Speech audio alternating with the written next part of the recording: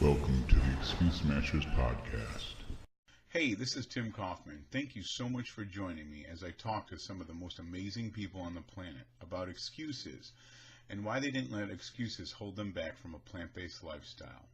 So sit down, buckle up, and hang on as my guests show you how to Smash excuses.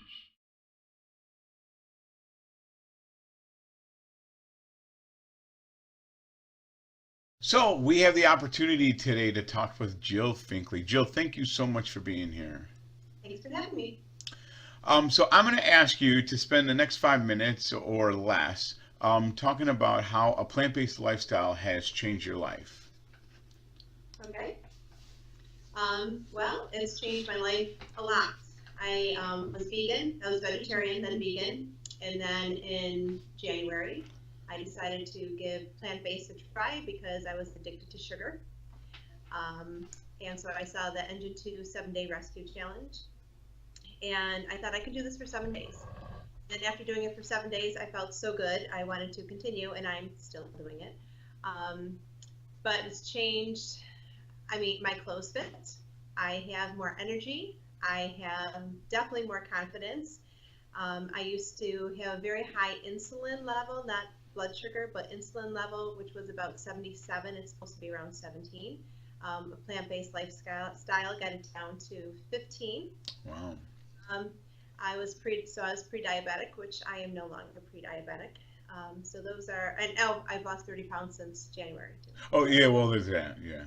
That's awesome. That is so cool. And what about, other than the medical and the weight loss, what about like energy levels and Oh, stuff? definitely. My students have noticed that I have more energy. I'm not wanting to sit down. I don't have that, after lunch slump that I used to have all the time. I'm ready to go, and then I get home and I'm ready to take the dog for a walk instead of just plopping down on the couch. That's awesome. Yeah, it's funny how that manifests itself in the classroom, because I used to have a little roll-around chair, and I did most of my teaching out of a chair. And now the kids, they tell me that I teach like a game show host. So it's kind of funny Yeah. how that works. Yeah. And obviously, I don't think I did a bad job before teaching, but I definitely do a better job now, as a teacher. But okay, so that's awesome. Congrats on all that stuff.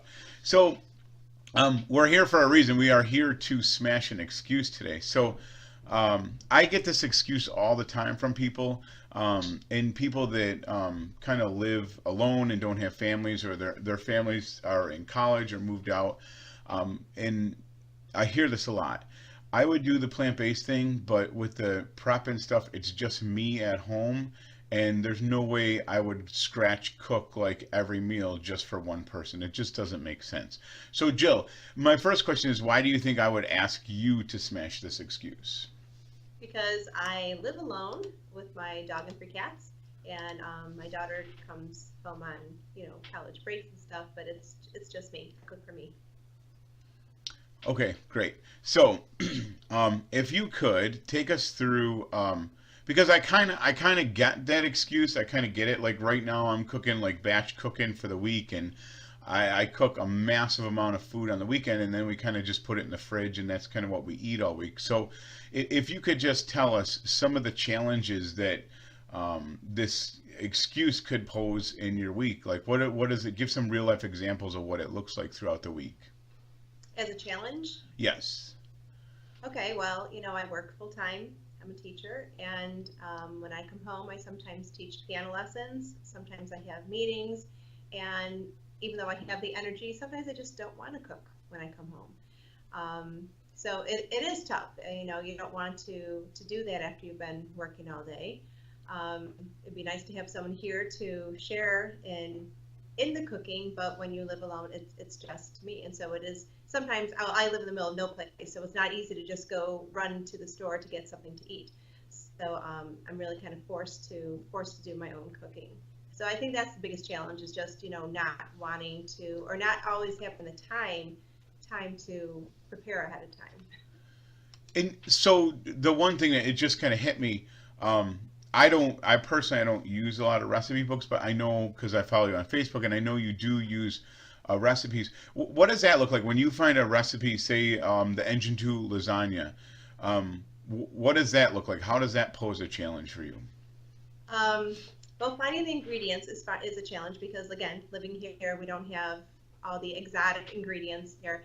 But really, it's not much of a challenge because once I have the ingredients, and I like to like prep on the weekends, usually Sunday. And so, if I prep that and I make that, then I can have it forever, or I can freeze it and have it another time. So it sounds like which is going to get us into our next question. Because when I look at a recipe, typically they're for 4 people or more than 4 people. And so in my mind, like I would use that as an excuse that, well, if I make this, lasagna and it serves 4 people, then that's what I'm having for the next 4 days. That's kind of, it would get kind of monotonous after a while. But so the next question, this is what I hope people take away from this, is can you give us some of the tools that help you overcome this excuse or this challenge? Okay, well, I do use some recipe books, and I was overwhelmed at first because, like you said, it's for 4 or 8 servings. But you can always cut it back, or you can embrace that and say, hey, I have leftovers. I can freeze it for another time. I can invite somebody over. But some tools besides the planning, is the planning. I mean, that for me is a huge, huge thing. Sundays are usually the days that I prep, I cut, I prepare. So I have it throughout the week. I stick it in the fridge or in the freezer. So I do batch cooking and prepping. I like to use a crock pot, which crock pot is pretty awesome because you can prepare it and then just plug it in and it's ready when you're home from work. So those are probably the big thing. Also, my friend Tim Kaufman also had once said that, when he wants something, he just grabs whatever's in the refrigerator and just makes his food from whatever's there. Right. So basically you try to cook towards the weekend and then it's kind of like leftovers for most of the week or mix and match or right. Sometimes actually turning leftovers into a whole nother meal, really. Yeah. And that's what I was going to say. Like I have a bunch, I made some black beans. So I have some extra black beans. I have some sweet potatoes. So even though it's not a meal, to have all those odds and ends like some rice or quinoa, with the black beans and sweet potato, I can make them into a soup. I can make them into like a little salad type thing or some type of bowl, or I could just eat them plain. It gives you a lot of possibilities when you already have everything prepared ahead of time and just decide, okay, this is what I feel like, and grab it and just throw it together. Right. Okay. So that makes sense. So like today, when I made some beans and corn for taco filling, and I did 2 cans of beans in there, the black beans, and then a whole pound of corn. Well, for one person, that would be an awful lot to eat. But what you're saying is you just, use half a can or quarter of the can of beans, you put the rest in the fridge, and then later on, the rest of those beans could become salad, or you could put them in soup or whatever throughout the week. So that's a good plan. That's a super good plan. Can you walk us through your prepping? Like what does your menu look like on the average day? So I'm kind of behind today, but on the average day, I make a lot of, for the breakfast, I do cereal. So there's not a lot of prep ahead of time. Sometimes I'll do overnight oats, and I'll make a batch that has 3 servings in it. So I have it ready for 3 times during the week. Mm-hmm. I just put the different fruits or stuff in it in the morning. If I want nuts or something like that, I put that in. So that's always ready to go. For lunch, I usually, like I said, I have the black beans, I have the sweet potatoes. Tomorrow it's going to be a salad, so I'm going to throw some kale in there, maybe some spinach in there, maybe some frozen mango and salsa on that. So, that's ready to go. And for dinner, I found a recipe on the Engine 2 app that I'm going to try for tomorrow. And I'm not going to prep that ahead of time. I'll do that tomorrow. And then obviously that recipe you'll have leftovers, and that'll take you through a couple nights for sure. Yes. That's awesome. That's super good information. Well, thank you so much. I know that's going to help people just with the. I've been getting a lot of messages about people want to know specifically what I eat or what other people eat, and it's hard because I think you're probably in the same place that we don't get as freaked out as we used to. Like I used to get freaked out about what I was going to eat, But now it's such a normal thing that it's like not a big deal, but it's a big deal to people that are just starting. So I know that's going to really help someone hearing exactly what you eat in a day. So that's cool. So thank you very much. Time is really key to have it prepped, to have an idea of what you're going to have, because things come up and things change. So when you already have a plan, it's easier to stick to that plan instead of coming home and saying, I have nothing to eat, what am I going to do? And that's when you want to go and get something quick from the store or from a restaurant or something like that. But to have it ready. And some days, honestly, I am running behind, and I'll just stick a carrot, a cucumber, some fruits and vegetables, and that's lunch. Yeah, for sure. And that's okay. That's okay to do that. And it took me a while to get used to that. Just, grab and go kind of stuff. Or, it's always easy to nuke a potato and head out the door with it. But it seems like a theme that's coming up with this. Like almost everyone I talk to, I think actually everyone I've talked to, preparation is like always the big one. That's always in the toolbox somewhere. And I know for me, the two things that really hurt me is I can be unprepared and I can get through it.